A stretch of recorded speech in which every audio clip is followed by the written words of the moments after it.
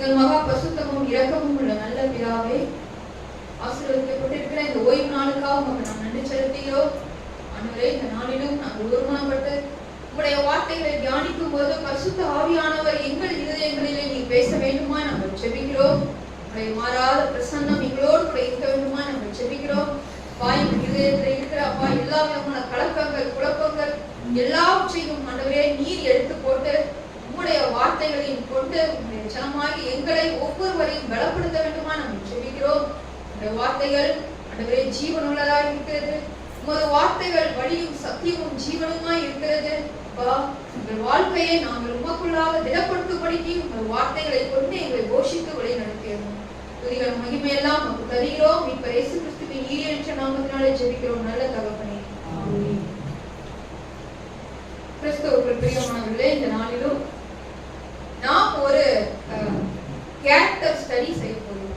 ஒரு character study, ஒரு தீர்க்கதரிசியுடைய வாழ்க்கையை குறித்ததான அவருடைய வாழ்க்கையில் நடந்த சில சம்பவங்களை குறித்து நாம் கற்றுக்கொண்டு அதன் மூலமாக நம்முடைய வாழ்க்கையை நாம் இன்னும் அதிகமாய் கிறிஸ்துவுக்குள்ளாக திடப்படுத்துவதற்கு இந்த வார்த்தைகள் மெய்யாகவே பயன்படும்படிக்கு நாம் வேண்டிக் கொள்ளலாம். ஒரு க்ளூ கொடுக்குறேன், அதை வைத்து நாம ஒரு தீர்க்கதரிசி, சரிங்களா, நம்ம பார்க்க போற ஒரு கேரக்டர் ஸ்டடி, ஒரு தீர்க்கதரிசி. நிறைய தீர்க்கதரிசிகள் இருக்காங்க வேதத்துல, பழைய ஏற்பாட்டுல இருந்து புதிய ஏற்பாடு வரைக்கும் நிறைய தீர்க்கதரிசிகள் இருக்காங்க. அதுல ஒரு க்ளூ கொடுக்குறேன், நீங்க வெகு எளிதாக இதை நீங்க கண்டுபிடிக்கலாம். காணாமல் போன எடுத்துக்கொள்ளப்பட்ட ஒரு தீர்க்கதரிசி யார்? எலியா. வேதத்துல எத்தனை பேர் இப்படி எடுத்துக்கொள்ளப்பட்டிருக்காங்க? காணாமல் போய், மனுஷனுடைய பார்வைக்கு காணாமல் போய் ஏனோக்கு. ஏனோக்கும் ஒரு தீர்க்கதரிசி இல்லைங்களா? ஏனோக்கு. அப்புறம்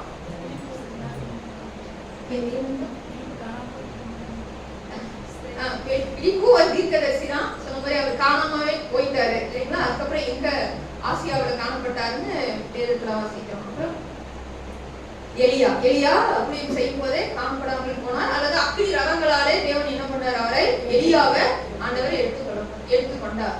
அப்புறம் வேற யாராவது ஆண்டவர் எடுத்து மனுஷ கண்ணுக்கு காணாம எடுத்துக்கிட்டாரா?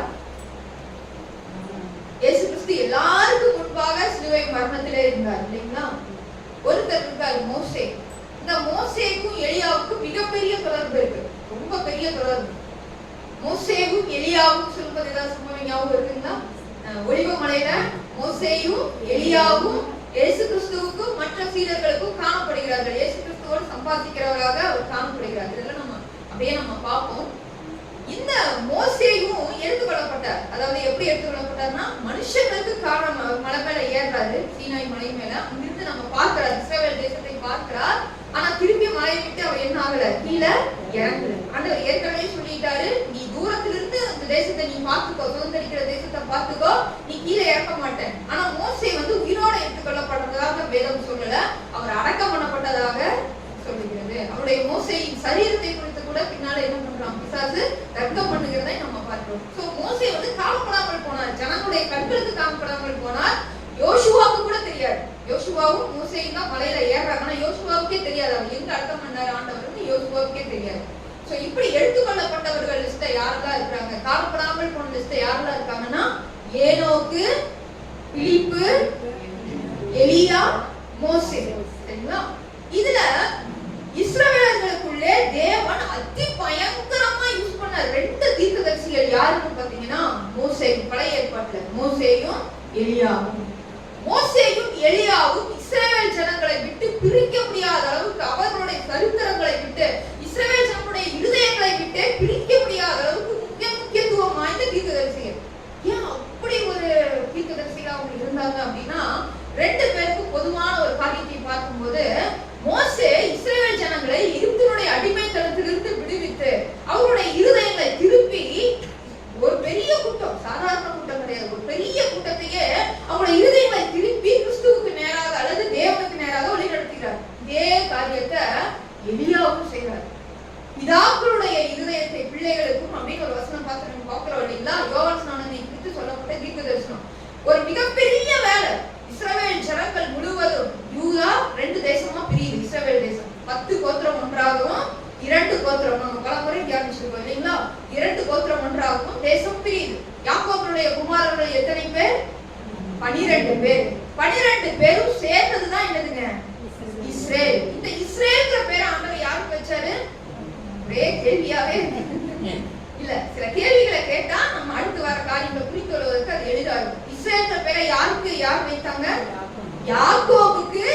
ஆண்டவர் நேரடியாக வைத்த பேர் என்னது? இஸ்ரேல். அதனாலதான் அந்த தேசம் என்னன்னு இன்னைக்கு வச்சிருக்குதுங்க, இஸ்ரேல் தேசம். அப்ப ஆண்டவர் இருக்கிறாருங்கிறதுக்கு இஸ்ரேல் தேசம் என்னதுதான் ஒரு அடையாளம். ஆண்டவரால் நேரடியாக பெயரிடப்பட்ட ஒரு தேசம். அந்த தேசத்துக்குள்ள ஆண்டவர் பேர் வச்சாரான்னு தெரியும் இல்லைங்களா? இந்தியாவுக்குலாம் நம்ம ஆட்கள் தான் வச்சிருப்பாங்க இல்லைங்களா? ஆனா இஸ்ரேல் தேசம் மாத்திரம் நேரடியாக தேவனை, அமெரிக்கா கூட இந்த வாய்ப்பு கிடைக்கல, ஆண்டவரே பேர் வச்சிருக்காரு, இஸ்ரேல் அப்படின்னு பேர் வச்சிருக்காரு. இன்னைக்கு இருக்கிற இஸ்ரேலர்லாம் யாருன்னு கேட்டா 12 கோத்திரமான்னு கேட்டா கிடையாது. இந்த 12 கோத்திரம் கிடையாது. எத்தனை கோத்திரம் தான் அங்க இருக்காங்க? யூதா கோத்திரம், பென்யமீன் கோத்திரம். அதுலயும் பென்யமீன் நாட்கள் ஆக ஆக வருடங்களாக அவங்களுடைய வர்க்கம் குறைஞ்சிருச்சு. யூதர்கள் தான் இன்னைக்கு இஸ்ரேல் தேசத்துல இருக்காங்க.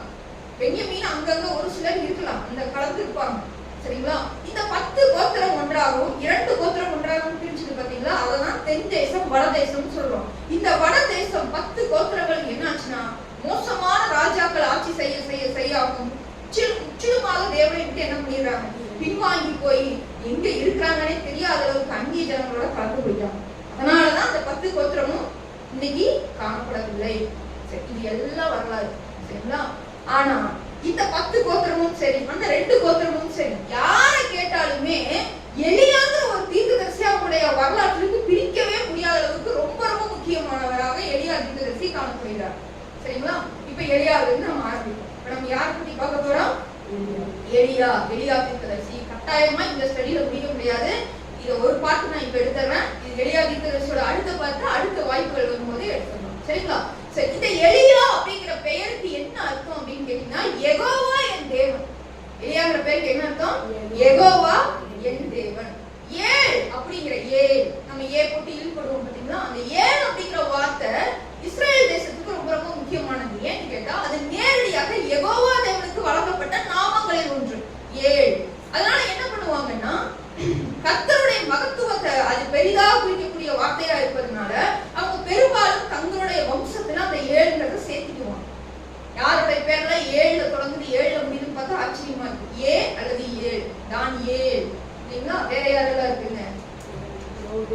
யோவேல், தானியேல், இந்த மாதிரி 7ல முடியும். சரிங்களா? அதே மாதிரி இங்க எலியாவுடைய பேரை பார்க்கிறோம், 7 அப்படின்னு ஆரம்பிக்குது. எல்லாம் ஆரம்பிக்குது. எலியா, எலியாஸ், எலிசபாத், இதெல்லாம் நிறைய பேர் வச்சிருப்பாங்க. எலியா, தாவீதோட அண்ணன் பேர் கூட எலியா, இந்த மாதிரி நிறைய ஆரம்பிச்சிருப்பாங்க. சரிங்களா?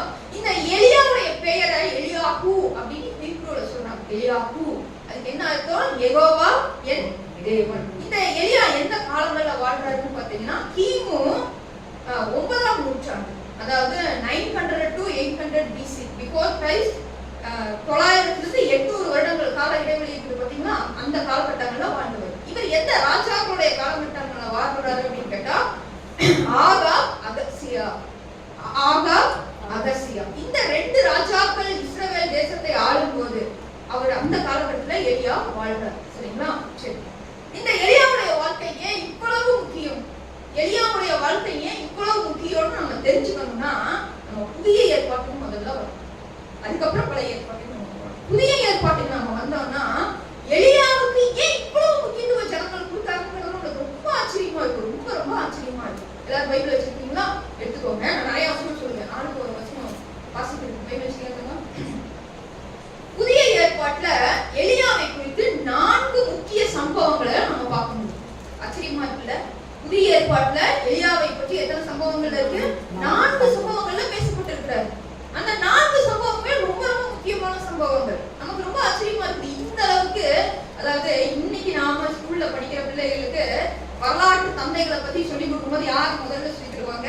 தேச தந்தைன்னு. ஐயோ, தேச தந்தை மகாத்மா காந்தி. நம்ம இந்த தேசத்துல தான் இருக்கோம். மகாத்மா காந்தி பத்தி சொல்லி தருவாங்க. ஏன் அப்படின்னா அவர் தேசத்தின் தந்தை, அவர் சுதந்திர போராட்டத்துக்கு முன்னின்று நடத்தினவர், அவரை தான் எல்லாரும் பின்பற்றினாங்க. ரொம்ப ரொம்ப முக்கியம். இன்னும் 100 வருஷம் ஆனாலும் அவரோட பேரை என்ன பண்ண முடியாது, எடுக்கவே முடியாது.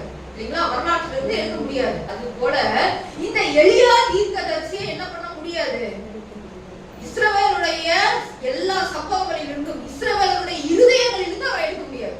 அது எப்படி அப்படிங்கறத அந்த 4 சம்பவங்களை நம்ம நேரடியாக வாசிக்கலாம். மத்தேயு 16ஆம் அதிகாரத்துல முதல் சம்பவம் மத்தேயு 16:14 எடுத்துக்கங்க. ஒருத்தங்க மார்க்கு 9:11 எடுத்துக்கோங்க. மார்க்கு 9:11. அதற்கு அவர்கள் சில உண்மையில் யோவான் என்றும் சிலர் எலியா என்றும் வேறு சிலர் எலியா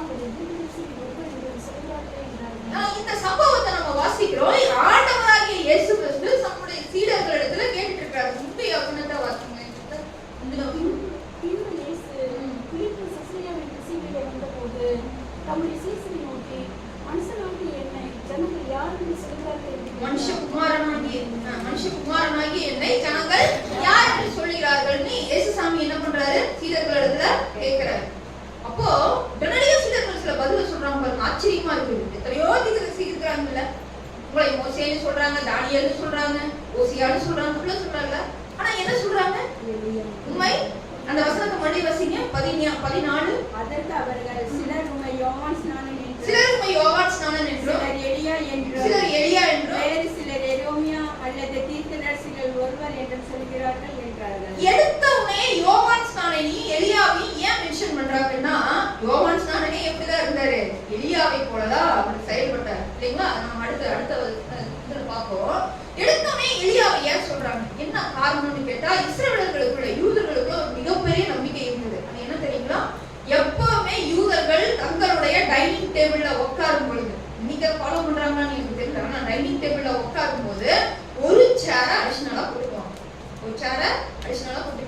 இவங்க சாப்பிடும் போது ஒரு சேர் அங்க இருக்கும். எதுக்கு தெரியுங்களா? எலியா மீண்டும் வருவார் என்பது இஸ்ரவேலர்களுடைய நம்பிக்கை. எலியா எப்பனாலும் வருவார். ஏன்னா அக்கினி ரதத்துல அவர் என்ன பண்ணாரு? எடுத்துக்கொள்ளப்பட்டார் இல்லைங்களா? அவர் காணப்படாமல் போனார். அக்கினி ரதத்துல எடுத்துக்கொள்ளப்பட்டார். பின்னாட்கள தீர்க்கதரிசிகள் ஆமோஸ் வரைக்கும் எல்லாருமே, மல்கியா வரைக்கும் நம்ம வாசிக்கிற எல்லா தீர்க்கதரிசிகளுமே வாக்குத்தத்தம் கொடுக்குறாங்க. என்ன வாக்குத்தத்தம் கொடுக்குறாங்க? எலியா என்ன பண்ணுவார்? திரும்பியும் வருவார். எலியா திரும்பியும் வருவார். அது அடையாளமாக சொல்லப்பட்ட ஒரு காரியம். எலியாவே லிட்டரலா திருப்பி வர மாட்டாரு. எப்படி வருவாரு? அடையாளமாக. எலியா என்ன ஊழியத்தை செய்தாரோ அந்த ஊழியத்தை செய்யக்கூடிய ஒரு தீர்க்கதரிசி வருவார்னு சொல்லும் போது ஜனங்கள் என்ன புரிஞ்சுக்கிறாங்க? எலியாவே வருவாரு அப்படின்னு புரிஞ்சுக்கிறாங்க. அதனால என்ன பண்றாங்கன்னா, எப்பவுமே யூதர்கள் தங்களுடைய உணவுல அவரை சேர்த்து, ஏன் அவர் வந்தாருன்னா அவருக்கு என்ன பண்ணணும்? சாப்பாடு கொடுக்கணும்ல. அவர் வருவார், எங்க குடும்பத்தோட ஐக்கியமா உணவுக்கு வருகிறது அவங்களுடைய நம்பிக்கை. அவங்களுடைய ஒரு என்ன சொல்ற நல்ல பழக்கம் தான். ஆனா அது ஒரு தவறான நம்பிக்கை என்னங்கிறத பத்தி நம்ம போக வேண்டாம். பட் அவங்களுடைய ஒரு நம்பிக்கை அது எந்த அளவுக்கு வருதுன்னா, இயேசுசாமியுடைய செயல்களை எல்லாம் பார்த்துட்டு அவங்க என்ன நினைக்கிறாங்க? எலியாதான் இவரு. ஆண்டவர் கேட்கிறாரு, என்னை யார் என்று மனுஷகுமாரனாகி என்னை யார் என்று ஜனங்கள் சொல்லுகிறார்கள்னு ஆண்டவர் கேட்கிறாரு. கிறிஸ்துன்னு சொல்லியிருக்காருல்ல, யோசிச்சு பாருங்க. ஜனங்களுக்கு கிறிஸ்து வருவாருன்னு தெரியும், எலியா வருவாருன்னு தெரியும். அவங்க கேள்விப்பட்டிருக்காங்க, அவங்களுக்கு அறிவிக்கப்பட்டிருக்குது. ஆனா அவர் செய்யற ஆச்சரியமான காரியங்கள், இயேசு கிறிஸ்து பண்ற ஊழியம், ஏன்னா இயேசு கிறிஸ்து அதிகாரமுடையவராக போதித்தார். எங்கேயும் போய் பயப்படல. எலியா என்ன பண்ணாருங்க? அதிகாரமுடையவராக போய் ராஜா கிட்ட பேசினாரு. எலியா பண்ண ஊழியம்லாம் நம்ம அடுத்து ஒவ்வொன்றா நம்ம சிந்திக்கலாம். தைரியமா போய் ராஜா முன்னாடி போய் எதிர்த்து நின்று பேசினார் எலியா. அதே மாதிரி இயேசுவை பார்த்தா இயேசு கிறிஸ்து அப்படியே பண்றாரு. பிரதான ஆசாரியர்கள, வேத பாரர்கள, அதிகாரத்தில் இருக்கிறவங்க நேரடியா பேசுறாரு. நரிகளையும் சொல்றாரு, விபச்சாரக்காரர்களையும் சொல்றாரு. ஆண்டவர் பேசின அதிகாரத்தை பார்த்து இவங்க என்ன நினைச்சிட்டாங்க? இவர் எலியாவா இருக்கலாம். ஒருவேளை எலியா இவராதான் இருக்கும். முதல் சம்பவம் இயேசு கிறிஸ்து என்ன சொல்றாங்க? இவர் எலியாவா இருக்கலாம்னு சொல்றாங்க. மார்க் 9:11 வாசிங்க. எலியா முந்தி வர வேண்டும் என்று வேதபாரகர் சொல்லுகிறார்களே, அது எப்படி? இதை யார் கேட்கிறாங்கன்னா, சீடர்கள் இயேசுசாமி கிட்ட கேட்கிறாங்க. எலியா முந்தி வர வேண்டும் என்று வேதபாரகர்கள் சொல்லுகிறார்களே. அப்ப வேதபாரகர்கள் என்ன போதிச்சிருக்காங்க? எலியா என்ன பண்ணுவாரு? முதல்ல வருவாரு. யாருக்கு முதல்ல வர? முந்தினே என்ன முதலில். எதுக்கு முன்னாடி வருவாரு? இயேசு கிறிஸ்துவுக்கு முதல்ல வருவாரு. அப்படி வேதபாரகர்கள் போதிக்கிறாங்க. எப்பொழுது போதிக்கிறாங்க பாருங்க. நான் எப்ப அவர் வாழ்ந்தாருன்னு சொன்னேன்? 900 BC. சரிங்களா? இயேசு பிறந்தது கிபி 1. அப்புறம் அவர் வளர்ந்து ஊழியம் பண்ணும்போது கிபி 30. எத்தனை வருஷம் கேப் பாருங்க? எத்தனை வருஷம் கேப்? 800 இருந்து படிப்படியா இறக்கிதான் 0 வரணும் இல்லைங்களா? 800 900 வருஷமா இவங்க மனசுல யார் இருக்கிறா? எலியா இருக்கிறார். அப்ப எலியா செய்த ஊழியம் எப்படி இருக்கும் யோசிச்சு பாருங்க. நம்மள 800 வருஷம் கழிச்சு கதாமேரின்னு யாரு கூட இறக்குறீங்க? யோசிச்சு பாருங்க. அப்படின்னா என்ன கூட கேட்கலாம். ஏன்னா நம்ம இருக்கிற 800 வருஷம் கழிச்சு வரக்கூடிய ஸ்டைலான பேரெல்லாம் யோசிச்சு பாருங்க. எப்படி எல்லாம் இருக்கும். இன்னைக்கு இருக்கிற கூப்பிடுற பேர்ல ரெஜிஸ்டர்ல பிள்ளைங்க பேர்லாம் நாங்களே கூப்பிட்டு கேட்கிறோம். தயவுசெய்து பேரு நீயே ப்ரொனவுன்ஸ் பண்ணிருங்க. ஏன்னா நமக்கு வராது. அந்த அளவுக்கு என்னென்னமோ வித்தியாசமா வச்சிருக்காங்க. 800 வருஷம் கழிச்சு எலியாவது ஒரு மனுஷன் வருவாருன்னு ஜனங்கள் இருதயத்துல நம்பிக்கை இருக்கு, விசுவாசம் இருக்கு. அவங்க அறிவிக்கிறாங்க, இது எலியாவா இருக்கலாம். மார்க் 9:11 என்னங்க வச்சோம்? எலியா வருவாருன்னு வேதபாரகர்கள் போதிக்கிறாங்களே. எப்படி இப்போ போதிச்சுட்டே இருக்காங்க. 1000 வருஷமா போதிச்சுட்டு இருக்காங்க. அடுத்த ஒரு வசனத்தை வாசிக்கலாம். லூக்கா 9:8. ஒருத்தர் யோவான் எடுத்துக்கோங்க. யோவான் 1:21-25.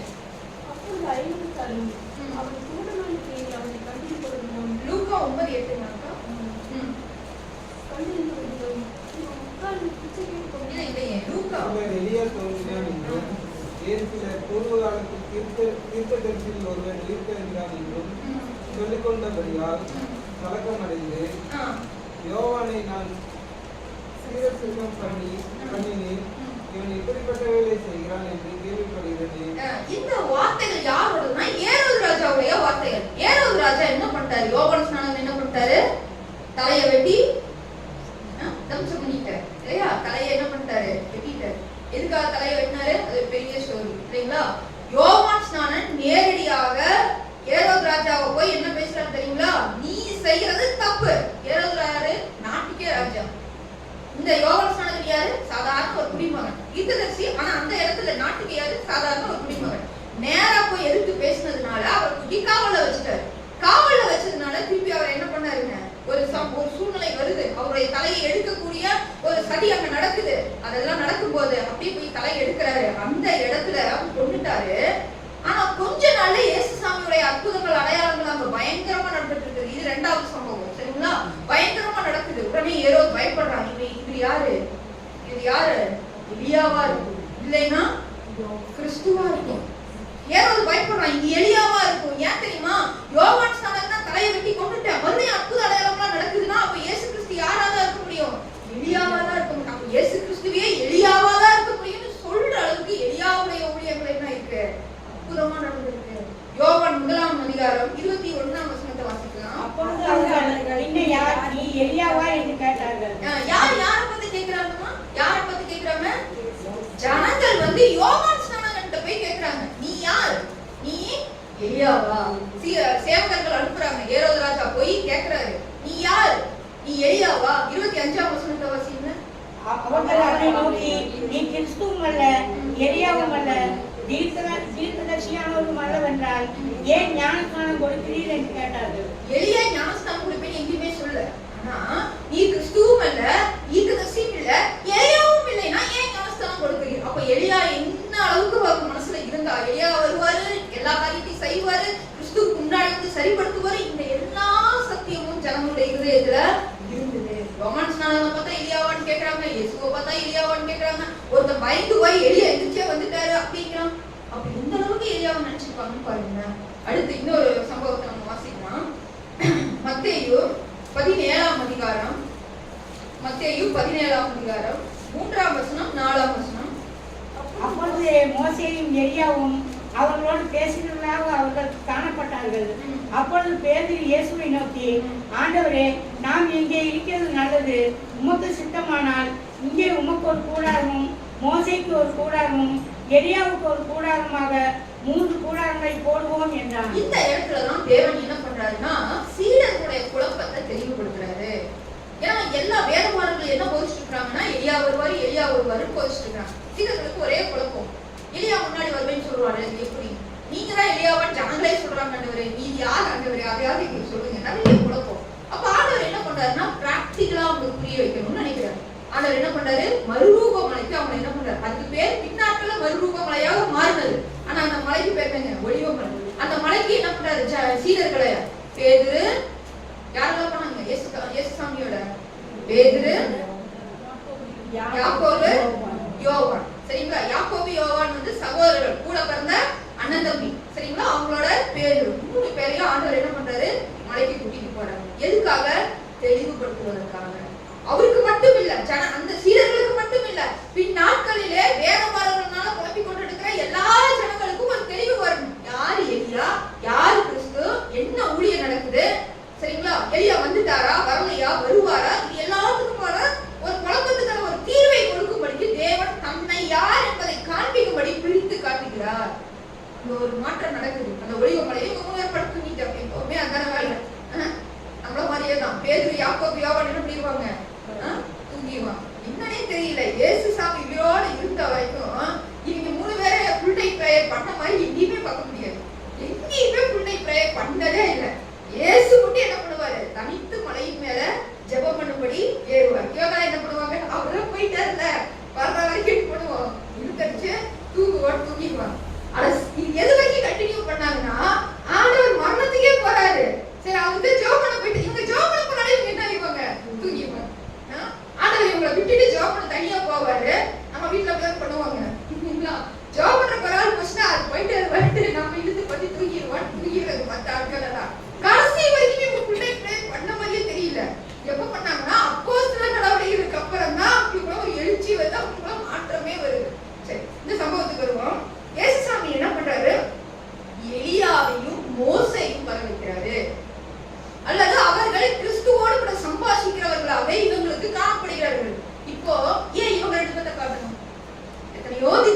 இருக்காங்க இல்லைங்களா?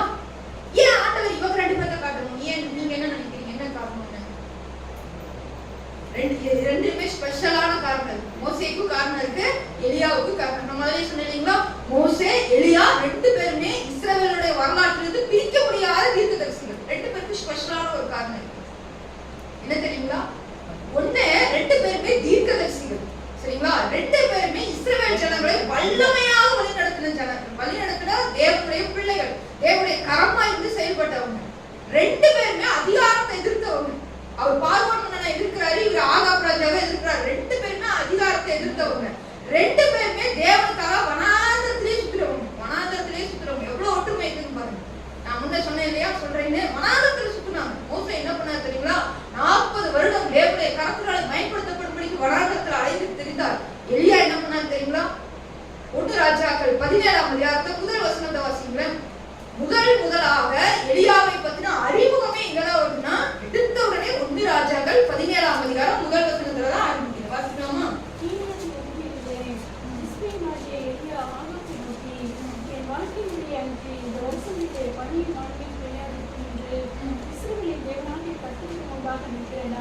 அவருடைய ஜீவனை கொண்டு செல்வேன் என்றார். அடுத்த வசனங்க. பின்பு கர்த்தருடைய வார்த்தை அவனுக்கு உண்டாயிற்று.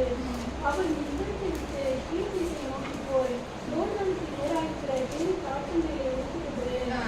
நம்மலாம் வந்து ஸ்கூல்ல பசங்களை பண்ணுவாங்க பாருங்க, டீச்சரை வந்து பழி வாங்கணும், டீச்சரை வந்து எதிர்த்து பேசணும்னு வச்சுக்கோங்க. எவனா ஒருத்தர் சின்ன பையனா இருப்பான், டபிள்யூடிஸா இருப்பான், அவனை தூக்கி விட்டுறது. சரிங்களா? நம்ம போய் பேச வச்சுட்டு இவங்களே நம்பிடுவாங்க, ஓடிடுவாங்க.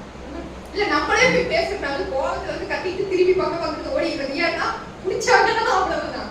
ஆனா இங்க பாருங்க, ஒரு பெரிய ராஜாவை போய் எதிர்த்து பேசுறாரு. நேரா இவரை அறிமுகப்படுத்துற வசனமே என்ன தெரியுங்களா? என் வார்த்தையின்படியே அன்று இந்த வருஷங்களிலே பனியும் மழையும் பெய்யாதிருக்கும் என்று இஸ்ரவேலின் தேவனாகிய கர்த்தருக்கு முன்பாக நிற்கிற நான் அவருடைய ஜீவனை கொண்டு சொல்லுகிறேன். இந்த வார்த்தை நம்ம பழைய ஏற்பாட்டுல அடிக்கடி பார்ப்போம். அவருடைய ஜீவனை கொண்டு சொல்லுகிறேன். ஏன் அப்படின்னா, அந்த நாட்களிலே கர்த்தருடைய ஜீவன் மேல ஆணையிட்டாங்க. ஏன்னா அது அந்த ஆணை ரொம்ப உறுதியா இருந்து அப்படின்னு சொல்றதுக்காக. பின் நாட்கள்ல இயேசு கிறிஸ்துவே நேரடியா சொல்லிட்டாரு, நீ என்ன பண்ணாத, தேவாலயத்தின் மேல சத்தியம் பண்ணாத, தேவாலயத்துக்கு காணிக்க மேல சத்தியம் பண்ணாத, நீ ஆண்டவர் மேலே வானத்தின் மேலேயே சத்தியம் பண்ணாத, நீ சத்தியமே பண்ணாத. உண்மைனா உண்மைன்னு சொல்லு, பொய்யினா பொய்ன்னு சொல்லு. நம்ம எத்தனை பொய்யர்கள் தெரியுங்களா? நம்ம எத்தனை பெரிய பொய்யர்கள் தெரியுமா? உண்மையிலேயே சரியான உண்மையான 100% மாறாத ஸ்டேட்மெண்ட் சொல்லும்போது மட்டும் நம்ம என்ன சொல்ல தெரியுமா? நமக்கு ஒரு உண்மை சொல்றேன், நிஜமா உண்மை சொல்றேன். அப்ப அது வரைக்கும் சொன்னதெல்லாம் எல்லாமே டுபாக்குறதுதான். கரெக்ட் தானுங்க? இந்த ஹேபிட் எல்லாருக்கும் இருக்கு. நிஜமா உண்மையை சொல்றேன் அழுத்தி சொன்னாதான் அது உண்மை. அப்ப அது வரைக்கும் காலையில இருந்து நைட்டு வரைக்கும் பேசுறதெல்லாம் எல்லாமே பொய்யெல்லாம் அடிச்சு விடுறதுதான். அதெல்லாம் அடிச்சு விடுறதுன்னா கொஞ்சம் உண்மை இருக்கும், அது கூட நம்ம கலந்ததெல்லாம் இருக்கும். இது எல்லாருக்கிட்டையும் பண்ணுவோம். சிலரெல்லாம் போய் கலந்து விட்டுருவோம். ஆண்டவர் என்ன பண்ணாரு தெரியுங்களா? நேரடியாக நம்முடைய தாசனை அனுப்புறாரு. இவரோட அறிமுகம் பாருங்க, திஸ்பியன் ஆகிய எலியா. திஸ்பியன் அப்படின்னா அந்த ஊரோட பேர் திஸ்பியன். சரிங்களா? திஸ்பியா அப்படிங்கிற ஊரை சேர்ந்தவர் இவர் எங்கிருந்து வந்தாரு, அம்மா அப்பா யாரு, எதுவுமே சொல்லல. சில தீர்க்கதரிசிகளுக்கு ஆண்டவர் அவங்களுடைய வம்ச வரலாறு எழுதி வச்சிருப்பாரு. ஆனா எலியாவை பத்தி அப்படி சொல்ற. ஆண்டவர் நேரம் அனுப்புறாரு, ஆகாப் ராஜாட்ட போய் அனுப்புறாரு. என்னுடைய வார்த்தையின்படியே அன்றி 3 வருஷம், ஒரு நாள் 2 நாள் இல்ல, எத்தனை வருஷம்னா 3 வருஷம் உங்க தேசத்துல என்ன ஆகாது, மழை பெய்யாது. இன்னைக்கு இருக்கிற டெக்னாலஜிக்கே மழை பெய்யலாம் நம்மளால தாங்க முடியுமா? முடியாது. வானம் பார்த்து விளையிற பூமின்னு சொல்லுவாங்க இல்லைங்களா? அந்த காலத்துல 800-900 BC-ல மழை பெய்யல என்ன ஆகுங்க? யோசிச்சு பாருங்க. இப்ப நம்ம இந்த வெயில தனிச்சவே வந்தோம், கஷ்டப்பட்டு எல்லாரும் ஏசி ஏர்கூலர் வாங்கும் போது என்ன ஆயிடுச்சு, வெயில் ஓடிடுச்சு. அத பாவியில முதலையே பண்ணிட்டு இருந்தீங்கன்னா கூட கொஞ்சம் காசா மிச்சமாயிருக்குன்னு கஷ்டப்பட்டு எல்லாம் வாங்கி வச்ச உடனே வெயிலுக்கான மழையா பெஞ்சிட்டு இருக்குது. வாங்க நம்மளை ஏமாத்துது இல்லையா? நேரடியாக சொல்றாரு 3 வருஷம் என்ன ஆகாது, மழை பெய்யாது. அது ஏன் மழையை சொல்றாரு? ஏன் மழையை பத்தி ஏன் இந்த ஒரு காரியம் வருது அப்படின்னு கேட்டா, அவங்க வழிபட்டு இருந்த தெய்வம் என்ன தெரியுங்களா? இஸ்ரவேலர்கள் வழிபட்டு இருந்த தெய்வம் யெகோவாவை தள்ளி விட்டுட்டு பாகாலை பின்பற்றினாங்க. அது எல்லாத்தையும் நம்ம அடுத்த கிளாஸ்ல பார்ப்போம். பாகாலை பின்பற்றினாங்க. பாகால் என்ன தெய்வம்னு கேட்டா மழைக்கு தெய்வம். இது மழைய பெய்ய வைக்கிறது பாகால்னு உறுதியா நம்பிட்டு இருந்தாங்க இஸ்ரவேல் ஜனங்கள். இஸ்ரவேல் ஜனங்கள் நம்பிட்டு இருந்தாங்க. இப்ப ஆண்டவர் என்ன தெரியுமா அனுப்புறாரு? அப்படி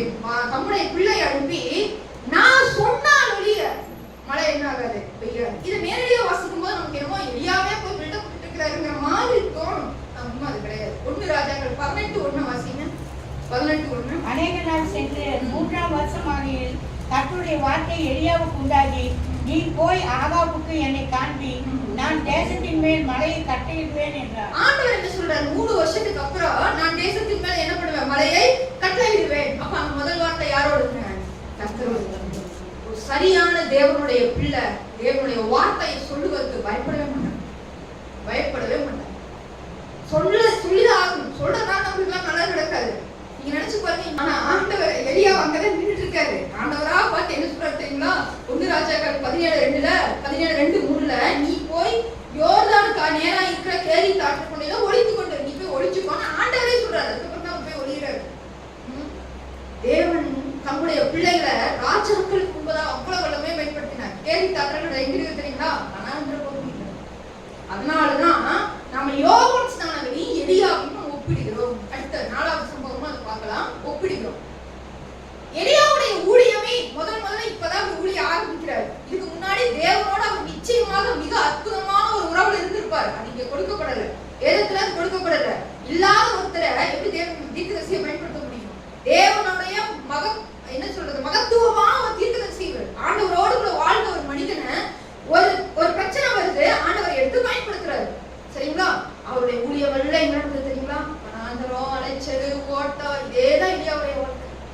நம்மள மாதிரி சொகுசு கார்ல போயிட்டு லட்சக்கணக்கான கூட்டம் இருப்பாங்க, அவங்க முன்னாடி போயிட்டு புகை போட்டுட்டு டான்ஸ் ஆடுறது இந்த மாதிரிலாம் இல்லை. ராஜ மரியாதை அதெல்லாம் எதுவும் கிடையாது. அந்த காலத்துல பழைய ஏற்பாட்டு தீர்க்கதரிசிகள், பழைய ஏற்பாட்டு இறைவாக்கினர்கள், தேவனுடைய பிள்ளைகளுடைய ஊழியங்களை எல்லாம் பார்க்கும்போது யாருமே விரும்பாத ஒரு ஊழியம். இப்படியெல்லாமா கஷ்டப்படணும்? இதுக்கெல்லாமா கஷ்டப்படணும்? எசேக்கியேல் எல்லாம் ஆண்டவர் என்ன பண்ணார் தெரியுமா? எசேக்கியேல் தீர்க்கதரிசிய சில காரியத்தை கற்றுக் கொடுப்பதற்காக தேவன் தம்முடைய பிள்ளைகளுடைய வாழ்க்கையை எடுத்து அபரிமிதமாக பயன்படுத்தினார். ஒரு விஷயத்தை தேவன் எப்பவுமே மனுஷங்க மூலமா தான் மனுஷங்களிடத்துல பேசுகிறார். நேரா வந்து ஆண்டவர் பேசணும்னு எப்பவுமே ஆண்டவர் விரும்புறது. அதனாலதான் தேவன் என்ன பண்ணாருங்க? தானே மனிதனாக வந்தார். ஏன்? அவர்களுடைய இடத்திலிருந்து அவர்களுடைய ரெப்ரசன்டேட்டிவா பேசும்போதுதான் எல்லாருடைய அந்த காரியத்தை உணர்ந்து கொள்ள முடியும். ஒரு மனுஷனாலதான் அவனுக்கு ஏற்படுகிற வலி, துன்பம், அவனுக்கு வருகிற கஷ்டம், அவனுக்கு வருகிற சோதனை, போராட்டம், அதுல ஏற்படுகிற தொடர் தோல்விகள் எல்லாவற்றையும் உணர முடியும். அதனாலதான் ஆண்டவரை என்ன பண்ணாருங்க? மனிதனாக இந்த பூமியில வர வேண்டியதா இருக்கு. வந்து ஆண்டவரை நான் வாழ்ந்து காட்ட வேண்டியதா இருக்கு. ஏன் ஒரு மனுஷனுடைய வாழ்க்கையை தேவன் எடுத்து பயன்படுத்துகிறார்? ஒரு மனுஷனை ஏன் தேவன் போதிக்க வைக்கிறாருன்னு சொன்னா, அவனுடைய வாழ்க்கையில அநேக உபத்திரவங்களை கொடுத்து அவனை உருவாக்கினாதான் அவன் மற்ற ஜனங்களுடைய உபத்திரவத்தை புரிந்து கொள்ளுவான். மேடையிலேயே உட்காந்து ஏசி வாழ்க்கையிலேயே வாழ்ந்துட்டு இருக்கிறவனுக்கு அடிமட்டத்தில் இருக்கிற ஒரு ஏழையோட இருந்த எப்படி இருக்கு எப்படி தெரியும்? ஆண்டவர் அடிப்பார். தேவனுடைய பிள்ளைகளை சும்மா எல்லாம் ஆண்டவர் நிற்க மாட்டார். நிறைய அடிப்பார், நிறைய உருவாக்குவார். ஓசியா தீர்க்கதரிசி ஆண்டவர் ஒரு சோரஸ்திரியை போய் நீ கல்யாணம் பண்ணணும்னு ஆண்டவர் சொன்னாங்க. எப்படி இருக்கும் யோசிச்சு பாரு. ஆண்டவர் ஊழியை செய்யற ஒரு பிள்ளை அந்த மனிதன்கிட்ட போய் நீ மோசமான ஒரு ஸ்திரியை கல்யாணம் பண்ணி சொல்லும் போது வேற வழியே இல்லை, செஞ்சுதான் ஆகணும். ஏன்னா சொன்னது யாருங்க? ஆண்டவர். எவ்வளவு மனசு கஷ்டமா இருக்கும். ஓசியாவுக்கு சில கனவுகள் இருந்திருக்கும். இப்படி மனைவி வேணும், இப்படி எல்லாம் என் வாழ்க்கை இருக்கணும், சில கனவுகள் இருக்கும். ஆனா வாய்ப்பே கிடையாது. ஆண்டவர் சொன்னா கீழ்ப்படியணும். எசேக்கியேல் ஆண்டவர் என்ன தெரியுமா சொன்னார்? மனித சாணத்தை நீ சாப்பிடுன்னு சொன்னார். நீங்க வாசிச்சீங்கன்னா எசேக்கியேல் அப்படியே தூக்கி வாய் போட்டு மனித சாணம் இருக்குது பாத்தீங்களா? மனித கழிவுடைய சாணம் ஆயிரும் பாத்தீங்களா? அதை நீ சாப்பிட்டு அவங்க முன்னாடி போய் நடனோடனே அவர் பயந்துட்டு அவங்களோட இந்த மாதிரி எல்லாம் நான் செஞ்சதே இல்லை வாழ்க்கையில, இந்த மாதிரி அறிவுறுப்பான விஷயங்கள் நீ செய்யக்கூடாது மோசையின் மூலமா கொடுத்துருக்கீங்க, அதெல்லாம் செஞ்சதே இல்லைன்னு சொல்லும் போது சரி சரி வேண்டான்னு சொல்லி மாட்டு சமத்துக்கு அனுப்புவாங்க. நீ வேற கரைச்சு குடி, அவங்க முன்னாடி போய் காட்டு. நீ வந்து ட்ரெஸ்ஸை வந்து அறகுறையா போட்டு முன்னாடி நடந்து போ. நீ பஞ்சத்துல இருக்கிற மாதிரி நடந்து போய் அவங்களுக்கு காட்டி. ஆனால் எத்தனை தீர்க்கதரிசிகளை எரேமியா ஆண்டவர் திருமணம் பண்ண கூட விடலைங்க. எரேமியா தீர்க்கதரிசிய கண்ணீரின் தீர்க்கதரிசின்னு சொல்லுவாங்க. ஏன்னா அவருடைய வாழ்க்கை முழுவதும் போராட்டம், வாழ்க்கை முழுவதும் கஷ்டம். ஏன் ஆண்டவர் இப்படி நம்முடைய பிள்ளைகளை பயன்படுத்துறாரு? இப்ப எலியா விட்டுருந்தா அவர் பாட்டு வாழ்ந்துட்டு இருப்பாரு. ஆனா அவரை கூப்பிட்டு ஏன் எடுத்து பேசினது யாரு? ஆகாப் ராஜா, இஸ்ரவேல் தேசத்துக்கான ஒரு ராஜாவை. அவரை பேசிட்டு ஊருக்குள்ள நிம்மதியால வர முடியாது. ஆத்தங்கரையில ஒளிஞ்சிட்டு தான் வேணும், வேற வழியே கிடையாது. 3 வருஷம் ஒரு நாள் முன்னாடி அலைகிறாரு. அடுத்து அவர் சாதி பாத்துக்கு இதவை வீட்டுக்கு அனுப்பப்படுறாரு. அங்க ஆண்டவர் போஷிக்கிறார். இப்படி எல்லாமே அலைச்சலான ஒரு ஊழியம் தான். ஆனா ஏன் ஆண்டவர் அதெல்லாம் செய்யறாரு? தம்முடைய ஜனங்களை உணர்த்துவிப்பதற்காக தேவன் தம்முடைய பிள்ளைகளை தானே எடுத்து உருவாக்கி பயன்படுத்துறார். இந்த உலகத்துல கஷ்டப்படுறதுனால அவங்க ஒண்ணும் என்ன சொல்றது கீழ்த்தரமா போக போவது இல்லை. நல்லா புரிஞ்சுக்கோங்க. பயன்படுத்தப்படுவதற்காக நம்ம எவ்வளவு மோசமான சங்கடங்களை சூழ்நிலையை கூட நம்ம வாழ்க்கையில அனுபவிக்கலாம். அது தவறு கிடையாது. ஏன்னா இது அழிந்து போகக்கூடிய ஒரு வாழ்க்கை. இது அழிந்து போகக்கூடிய ஒரு வாழ்க்கை. அழியாமையை சுதந்திரிப்பதற்கு, நித்திய ஜீவனை சுதந்திரிப்பதற்கு, அதற்கு உருவாக்குவதற்கு, ஜனங்களுக்கு முன்பாக பயன்படுத்துவதற்கு தேவன் அநேக பாத்திரங்களை கொடுமையின் காலங்களுக்குள்ளாக எடுத்து பயன்படுத்தினார். அவங்க எல்லாருமே பாக்கியவான். ஏன் தெரியுங்களா? முடிவில்லாத ராஜ்யத்துல தேவன் தருகிற மகிமையில அவங்க தேவனோடு கூட வாழ்வாங்க, பரிசுத்தவான்களோடு கூட வாழ்வாங்க. இந்த உலகத்துலதான் பாடு, இந்த உலகத்துலதான் அவமானம், இந்த உலகத்துலதான் அசிங்கம், இந்த உலகத்துலதான் பிரச்சனை, போராட்டம். ஆனா தேவனோடு வாழ்கிற வாழ்க்கை நித்தியமான சந்தோஷமான ஒரு வாழ்க்கை, நிம்மதியான ஒரு வாழ்க்கை.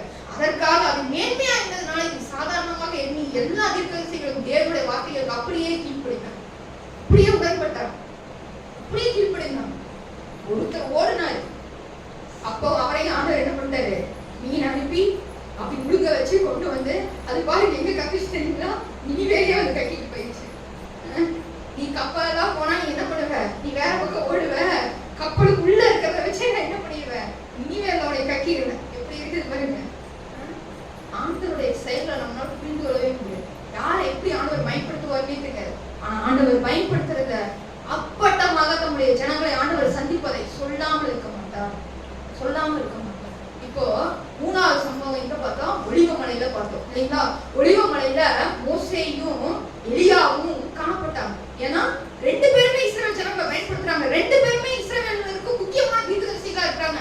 ரெண்டு பேருமே காணப்படாம எடுத்துக்கொள்ளப்பட்டாங்க. மோசே ஏன் ஆண்டவர் அங்க வர வைக்கிறதுக்கு ஒரு சின்ன காரியம் கூட உண்டு. சில வேற வல்லுநர்கள் இப்படி சொல்றாங்க. என்ன தெரியுங்களா? மோசேக்கு ரொம்ப ஆசை இங்க வரணும்னு, கானானுக்குள்ள பிரவேசிக்கணும்னு ரொம்ப ஆசை. 80 வருஷம், ஒரு நாள் 2 நாள் இல்லைங்க, 80 வருஷம் அந்த இஸ்ரவேல் ஜனங்களை வழிநடத்தி கொண்டு வந்தாரு. ஆனா என்ட்ரன்ஸ்ல ஆண்டவர் என்ன பண்ணிட்டாரு? கேட்ட போட்டுட்டாரு. நீ இதுக்கு மேல வா தம்பி, இதுக்கு நீ வரக்கூடாது. அப்போ அவருக்கு ரொம்ப ஆசை. தேவன் தன்னுடைய பிள்ளைகளை ஆசை கூட நிறைவேற்றுறாரு. பாருங்க, ஒலிவமலை எங்க இருக்குது? இஸ்ரவேல் தேசத்துக்குள்ள. அவர் எலியா எப்படி எடுத்துக்கொள்ளப்பட்டாரு, எப்படி காணாமல் போனாரு, எப்படி அடக்கம் பண்ணப்பட்டாரா யாருக்கு தெரியாது. ஆனா அவருடைய கால்கள் எங்க வந்து நிக்குதுங்க? ஒலிவமலையில வந்து நிக்குது. அந்த ஒலிவமலையில தான் இயேசு சாமியோட மறுபடியும் 2ஆம் வருகையும் அங்கதான் வந்து நிற்கும். அந்த இடத்துல ஆண்டவர் என்ன பண்றாரு? மோசேயை கொண்டு வந்து காட்டுறாரு. இது முதல் சம்பவம். இரண்டாவது, எலியா காணப்படாமல் போனா. எலியா வருவாருன்னு எல்லாரும் பார்த்துட்டு இருக்காங்க. இப்ப எலியா எங்க வந்திருக்கிறாரு? ஒலிவமலைக்கு வந்திருக்கிறாரு. சீஷர்களுக்கு இப்பதான் குழப்பமே போயிருக்கு. என்ன தெரியுங்களா? இயேசுவே எலியாவா, யோவான் எலியாவா? இந்த குழப்பம் எல்லாம் எது வரைக்கும் இருந்ததுன்னா அவர் பார்க்கிற வரைக்கும் இருந்திருக்கு.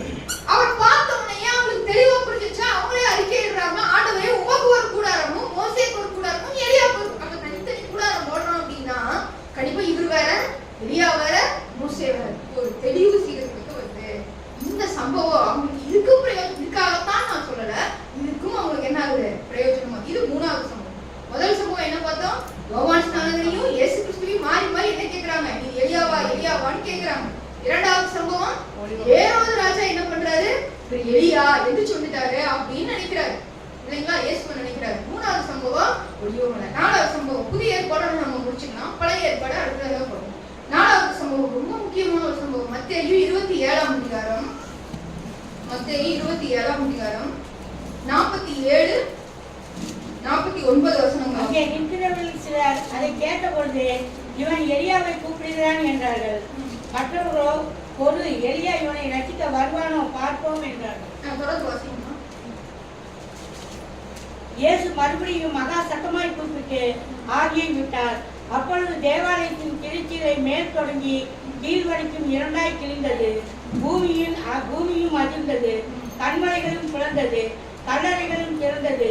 நித்திரை அடைந்திருந்த அநேக 49 மத்தேயு 27:49. ஒரு எலியா இவனை ரட்சிக்க வருவானோ பார்ப்போம் என்றார்கள். 49. இப்போ இயேசு சாமி சிலுவையில அறையப்பட்டிருக்காரு சரிங்களா? ஆண்டவர் என்ன பண்றாரு? என் தேவனே ஏன் என்னை கைவிட்டீர் அப்படிங்கிறத ஹீப்ரூல ஆண்டவர் சொல்றாரு. ஏலி ஏலி லாமா சபக்தானி அப்படின்னு ஆண்டவர் கூப்பிடும் போது இவங்க என்ன தெரியுங்க சொன்னாங்க? இமிடியேட்டா என்ன சொல்றாங்க? எலியாவை கூப்பிடுகிறான். 47ஆம் வசனத்துல சாமி எலியாவை கூப்பிடுகிறான்னு சொல்றாங்க. 49 ஒரு எலியா வராரான்னு பார்க்கலாம். அப்போ எலியா வேற, கிறிஸ்து வேற, யோவான் ஸ்நானகர் வேறங்கிற தெளிவு இப்ப யாருக்கு இருக்குது? சீடர்களுக்கு இருக்குது. ஆனா ஜனங்களுக்கு இன்னும் இல்ல. எலியா மறுபடியும் வருவாருன்னு நினைச்சிட்டு இருக்காங்க. அவங்க இயேசு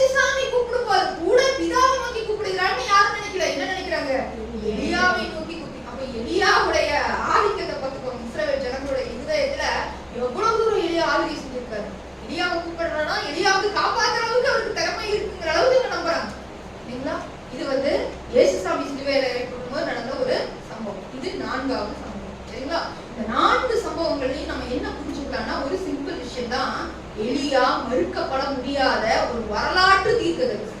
இஸ்ரவேலுடைய வாழ்க்கையில மிக முக்கியமான ஒரு தீர்க்கதரிசி. சரி, இயேசு கிறிஸ்து யாருன்னு சொல்றாரு, எலியாவை யாருன்னு சொல்றாரு. லூக்காவின் நற்செய்தி நூல் 1ஆம் அதிகாரம் 17ஆம் வசனம். பிதாக்களுடைய இருதயங்களை பிள்ளைகளுக்கும் கீழ்ப்படியாதவர்களை நீதிமான்களுடைய ஞானத்துக்கும் திருப்பி உத்தமமான ஜனத்தை கர்த்தருக்கு ஆயத்தப்படுத்தும்படியாக அவன் எலியாவின் ஆவியும் பலமும் உடையவனாய் அவருக்கு முன்னே நடப்பான் என்றார். 16ஆம் வசனத்தை வாசிங்க. அவன் இஸ்ரவேல் சந்ததியாரில் அனைவரை அவர்கள் தேவனாகிய கர்த்தருக்கு திருப்புவான். இது யாரை குறித்து சொல்லப்பட்ட வார்த்தைங்க? யோவான் ஸ்நானகனை குறித்து சொல்லப்பட்ட தீர்க்கதரிசனம். இப்போ இன்னொரு சம்பவத்தை நம்ம வாசிக்கும் போது இதை ஒப்பிட முடியும். மல்கியா புத்தகம். மல்கியா எங்க இருக்கிறாரு? கடைசி மொத்த பழைய ஏற்பாட்டுக்கு கடைசி. மல்கியாவின் புத்தகம் 4ஆம் அதிகாரம் 5ஆம் வசனம் 6ஆம் வசனம். நல்லா புரிஞ்சுக்கோங்க. கர்த்தருடைய பெரிதும் பயங்கரமான ஒரு நாள், தேவன் ஒரு நாளை தீர்மானிச்சு வச்சிருக்காரு. அந்த நாள் ரொம்ப பயங்கரமா இருக்கும். அந்த நாள் வருகிறதுக்கு முன்னே என்ன நடக்கும்? இதுதாங்க பிரச்சனை. இவங்க எல்லாரும் என்ன நினைச்சிட்டு இருந்தாங்க? எலியா வருவாருன்னு சொல்றாங்க இல்லைங்களா? கிறிஸ்துவுக்கு முன்னாடியே முந்தி எலியா வரணும்னு வேதவாரங்கள் போதிக்கிறார்களேன்னு சொன்னாங்க இல்லையா? அதுக்கு என்ன காரணம்? ஆண்டவரே மல்கியாவின் மூலமாக, கடைசி தீர்க்கதரிசியின் மூலமாக ஆண்டவர் கொடுத்த வாக்குத்தத்தம் என்ன? நான் உங்களிடத்துக்கு எலியா தீர்க்கதரிசியை அனுப்புவேன். அதனாலதான் அவங்க நம்புறாங்க எலியா வருவாரு, கிறிஸ்து பிறப்பதற்கு முன்பதாகவே எலியா வருவாருன்னு அதனாலதான் நம்புறாங்க. இந்த மல்கியா தீர்க்கதரிசிக்கும் இயேசு கிறிஸ்து பிறந்ததுக்கும் இடைப்பட்ட காலம் 400 வருஷம். ஆண்டவர் ஆதாம் ஏவாளை படைத்த நாளில் இருந்து மனுஷனோடு இடைப்படாமல் இருந்ததே. எப்பவுமே யாரோ ஒருவர் மூலமாக தேவன் என்ன பண்ணிட்டே இருந்தாரு, ஜனங்களோடு பேசிக்கொண்டே இருந்தார். இடைப்படாமல் இருந்ததே இல்லை. சில காலங்கள், சில வருஷங்கள் ஆண்டவர் பேசாமல் இருப்பாரு, மறுபடியும் என்ன பண்ணுவாரு? பேசுவாரு. நூற்றுக்கணக்கான வருஷங்கள்லாம் அவர் பேசாமல் இருந்ததில்லை. ஆனா இந்த 400 வருஷங்கள் இருண்ட காலம்னு சொல்லுவாங்க. வேதாகமத்தோட இருண்ட காலங்கள். ஏன்னா தேவன் யாரிடத்திலுமே பேசுவார். தேவன் இயேசு கிறிஸ்துவை அனுப்புறதுக்கு முன்பதாக, யோவான் ஸ்நானகனை அனுப்புறதுக்கு முன்பதாக ஒரு பெரிய கேப் எடுத்துட்டாரு. அந்த பெரிய கேப் எதுக்கு தெரியுங்களா? அதுல எத்தனை மாறி இருக்கும் பாருங்க. எவ்வளவு அரசியல் மாறி இருக்கும், எவ்வளவு பொருளாதார கலாச்சார சூழ்நிலைகள் எல்லாம் மாறி இருக்கும். ஆனால் ஒரு பெரிய கேப் எடுத்துட்டு தான் தன்னுடைய குமாரனை அனுப்புறாரு. அங்க ஒரு வார்த்தையும் தேவனால அனுப்பப்படவில்லை. அதனாலதான் இருண்ட காலம்னு சொல்றாங்க. ஆனா அப்ப இருண்ட காலமா இருக்கும்போது கடைசியா சொன்னாரா? இது ரொம்ப முக்கியம் இல்லையா? கடைசி என்ன ஆண்டவர் சொல்லிட்டாரு? எலியாவை நான் அனுப்புவேன்னு ஆண்டவர் சொல்லிட்டாரு. அடுத்த வசனம் வாசிப்போம். நான் வந்து பூமியை சங்காரத்தால் அடிக்காதபடிக்கு அவன் பிதாக்களுடைய இருதயத்தை பிள்ளைகளிடத்திற்கும் பிள்ளைகளுடைய இருதயத்தை அவர்கள் பிதாக்களிடத்திற்கும் திருப்புவார். யார் திருப்புவார்? எலியா. இததான் ஆண்டவர் என்ன பண்றாரு? லூக்கா 1ல மேற்கோள் பண்ணி காட்டுறாரு. இதெல்லாம் ஆண்டவர் வாக்குத்தத்தமா கொடுத்தார். எலியா வருவார். எலியா என்ன பண்ணுவாரு? எல்லார் மேலேயும் கோபம் வராதபடிக்கு பிதாக்களுடைய இருதயத்தை பிள்ளைகளுக்கும் பிள்ளைகளுடைய இருதயத்தை பிதாக்களுக்கும் திருப்புவார்னு ஒரு வாக்குத்தத்தம் கொடுக்குறாரு. அந்த வாக்குத்தத்தை நேரடியா எங்க பாக்குறோம்னா யோவான் ஸ்நானகத்தை பாக்குறோம். யோவான் ஸ்நானகன் பிறக்கும் போதே அவரை பற்றி சொல்லப்பட்ட வார்த்தை இதுதான். மார்க்கு இதோட முடிச்சலாம். மத்தேயு 11:14. மத்தேயு 11:14. நீங்கள் ஏற்றுக்கொள்ள மனதாய் இருந்தால் வருகிறவரான எலியா இவன் தான். அவ்வளவுதான். இயேசுசாமி சொல்லிட்டாரு, நீங்க எலியா இனிமேல் வருவாரு நினைச்சிட்டு இருக்காதீங்க. நீங்க ஏற்றுக்கொள்ள மனதாய் இருக்கிறீங்களோ இல்லையா? இதுதான். யாருதான் எலியா? யோவான் ஸ்நானகன் தான் எலியா. நேரடியா ஆண்டவர் சொல்லிட்டாரு. ஏன்? எப்படி வனாந்தரத்துல அவர் போய் ஊழியம் செஞ்சாரோ அதே போல எலியாவினுடைய ஆவியும் பலமும் உடையவனாக இருப்பான். எலியானா லிட்டரலா எலியா வரமாட்டாரு. அவர் செய்த ஊழியத்தை போலவே செய்யக்கூடிய ஒரு தீர்க்கதரிசி, அவருடைய ஆவியை போலவே அவருடைய பலத்தை போலவே செய்யக்கூடிய ஒரு தீர்க்கதரிசியா ஆண்டவர் அனுப்புறாரு. அதுவும் யாருக்கு முந்தி? கிறிஸ்துவுக்கு முந்தி வர வேண்டும். அவருக்கு நல்லா தெரியும் முந்தி வர வேண்டும். முந்தி ஆண்டவர் அனுப்புறாரு. யோவான் ஸ்நானகன் வந்தார். யோவான் ஸ்நானகனும் இயேசுசாமியும் செய்த முதல் பிரசங்கம் 2 ஒன்று. தெரியுங்களா? மனம் திரும்புதல், பரலோகராஜ்யம் சமீபமாய். ஏன் ஒரே வார்த்தைகளை பேசுறாங்க? அப்பயாவது என்ன ஆகணும்? புரிஞ்சுக்கணும், ஜனங்கள் புரிஞ்சுக்கணும். மனம் திரும்புதல், பரலோகராஜ்யம் சமீபமாய். நாங்க சொன்னது மெய்தான். ஏன்னா ஆண்டவரே அவர்தான் பரலோகராஜ்யம். அவரே இறங்கி வந்தார். அவர் இடத்துல போய் பிதாவிடத்தில் சேருவதற்கான இருதயத்தை திருப்புவதற்கான வழி ரொம்ப சமீபமா இருக்குது. மனம் திரும்புங்க, டைம் ஆயிடுச்சு, இதுக்கு மேல வெயிட் பண்ணாதீங்கன்னு ஆண்டவர் சொன்னார். இப்ப இந்த யோவான் ஸ்நானகனும் எலியாவுக்கும் அவ்வளவு ஒற்றுமை இருக்கு. யோவான் என்ன பண்ணாரு? வனாந்தரத்துல ஒட்டக மயிர் உடைய தைத்துக் கொண்டு வனாந்தரத்துல கிடைக்கிற உணவை சாப்பிட்டு கொண்டு எலியாவை போலவே, எலியா எப்படி பேரி காற்று ஒழித்து கொண்டு கிடைக்கிறத சாப்பிட்டு எலியாவுக்கு என்ன கிடைச்சிருங்க?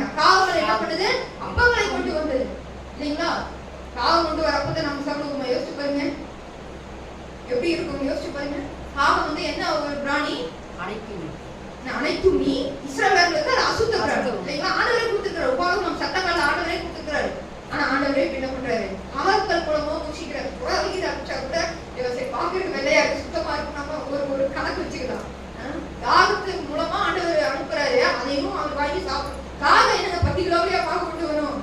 அது சும்மா இவருக்கு விட்டுதான் கொண்டு வரும். அதை சாப்பிட்டு வந்துட்டு இருக்காரு. ஒரு 6 ரூபாய் ஏதாவது கிடைச்சதுன்னா பாவம் இதை கொண்டே முதல்ல கொடுத்துருக்கலாம், கொண்டே கொடுத்துருக்கோம். ஆண்டோடைய கட்டை வாங்கிட்டு அதை சாப்பிட்டு உயிர் வாழ்ந்துருக்காரு எலியா. இதுக்கு அப்படியே லிட்டரலா யோவான் ஸ்நானனுடைய வாழ்க்கை கிடையாது.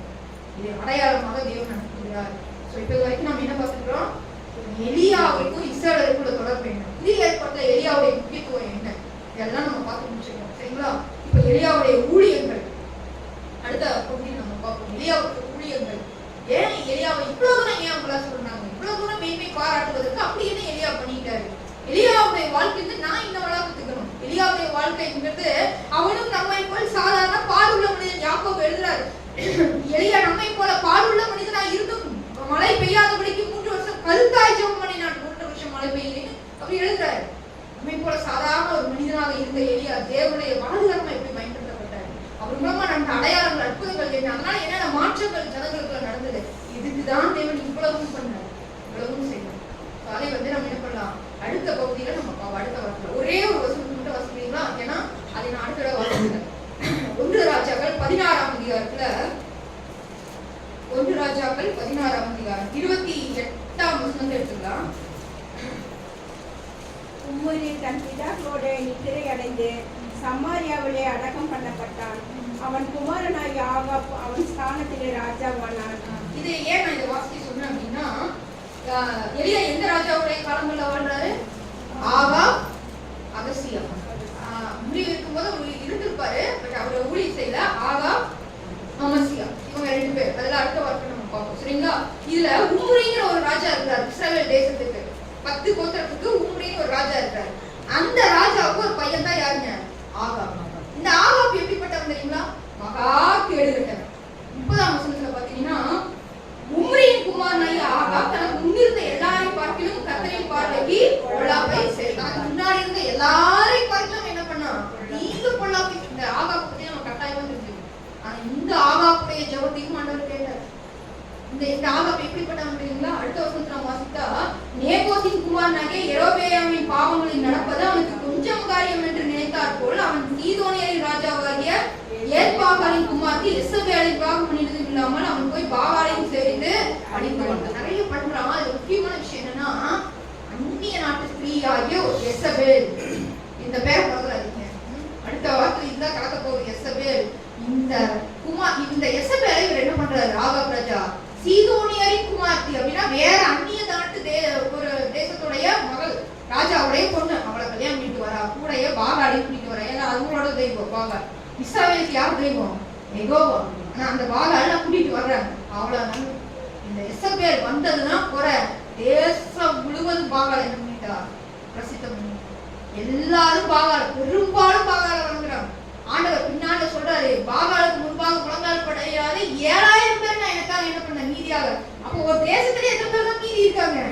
7000 பேர் தான் இருக்காங்க. யோசிச்சு பாருங்க. அன்னைக்கு இருந்த மக்கள் தொகை கொஞ்சமா இருந்தாலும் ஒரு சில கோடிகளாவது இருக்கலாம், அல்லது லட்சங்களே இருக்கட்டுமே. அதுல எத்தனை பேர் தான்? வெறும் 7000 பேர் தான் ஆண்டவர் தேடுறாங்க. எல்லாரும் பாகால தேடுகிற அளவுக்கு தேசம் சீர்கெட்டு போயிருந்தது. அந்த கடைசி வசனத்தை பார்க்கும்போது 33ல ஆகாப் ஒரு விக்கிரக தோப்பையும் வைத்து இஸ்ரவேலின் தேவனாகிய கர்த்தருக்கு கோபம் உண்டாக்கும்படி மோசமானதை செய்தான். 34ஆம் வசனத்துல அவன் நாட்களில் பெத்தேல் ஊரானாகி ஈயல் எரிகோவை கட்டினான். ராஜாக்கள் என்ன பண்ணுவாங்கன்னா பெரிய பெரிய பட்டணங்களை கட்டுவாங்க. அது அவங்களுக்கு பேர் உண்டாகும், 2வது பாதுகாப்பு, அதுக்காக கட்டுவாங்க. அப்படி கட்டும் போது என்ன தெரியுங்களாச்சு?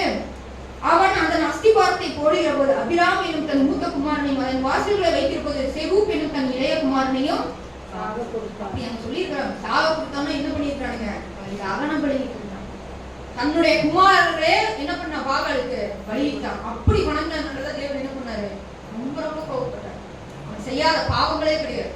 நல்லவங்களை நீங்க 40 திராட்சை தோட்டம்லாம் கேட்டுருக்கீங்க. அடுத்த வாரத்தில் நம்ம அதை பார்ப்போம். நிறைய நீதிமானுடைய குற்றப்பலிகளை தன்னால கொட்டிக்கிட்டான். செய்யக்கூடாதுன்னு சொன்னதெல்லாம் தேடி தேடி செஞ்சான். தேடி தேடி செஞ்சான். இஸ்ரவேல் ராஜாக்கள் எதெல்லாம் செய்யக்கூடாதுன்னு நடந்து சொன்னாரோ அதை எல்லாத்தையும் செஞ்சான். இந்த மாதிரி ஒரு ராஜா முன்னாடி போய் நிக்கிறதுனா